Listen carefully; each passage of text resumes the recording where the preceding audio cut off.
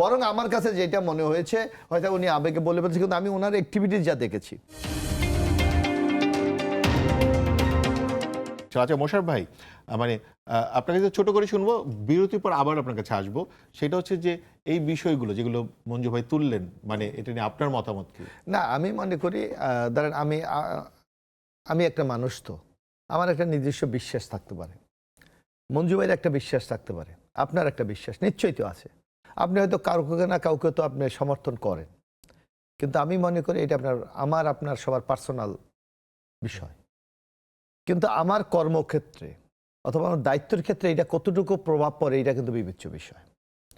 যেই কর্মকর্তার বিরুদ্ধে, পুলিশ কর্মকর্তার বিরুদ্ধে বলছে, ওনার কিন্তু এই বর্তমান যেই জায়গায় নিয়োগ, এটা কিন্তু ইন্টিরিয়াম গভর্নমেন্টের সময় হয়েছিল।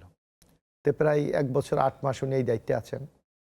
এখন আমার বক্তব্য হলো 1 বছর 8 মাসে তার বিরুদ্ধে একটু দলীয়করণের কোনো অভিযোগ ছিল কিনা? ছিল না।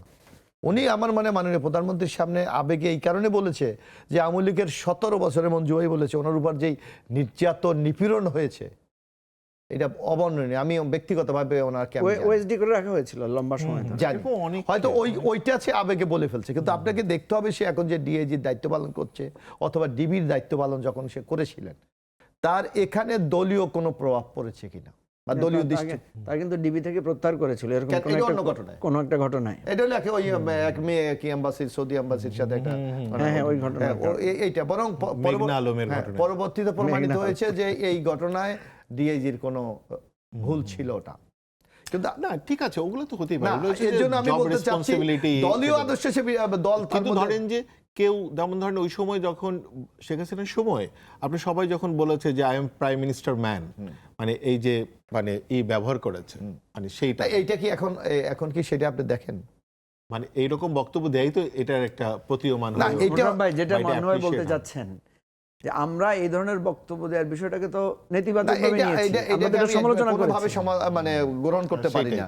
বরং আমার কাছে যেটা মনে হয়েছে হয়তো উনি আবেগে বলে ফেলছে, কিন্তু আমি ওনার অ্যাক্টিভিটিস যা দেখেছি এই 1 বছর 8 মাসে, সেখানে কিন্তু দলীয় কোনো পক্ষপাতিত্বের কোনো অভিযোগ না। এটা পরিষ্কার, এটা মোশাররফ ভাই একদম পরিষ্কার। কিন্তু আমরা আসলে টক শোতে কেন করছি? ওনার সমালোচনা বা ওনাকে বিপদে ফেলানোর জন্য আমাদের কোনো কাজ না, বা মঞ্জু ভাই সেই জন্য তোলেননি। মানে আমরা আসলে একটা আচরণগত পরিবর্তন, এটা উচিত আপনাকে যেটা আচরণগত পরিবর্তন। আমি যে রাষ্ট্রের কর্মচারী, আমি যে রাষ্ট্রের দায়িত্বপ্রাপ্ত লোক, আমার কাছে সেই সেন্সটা থাকা উচিত।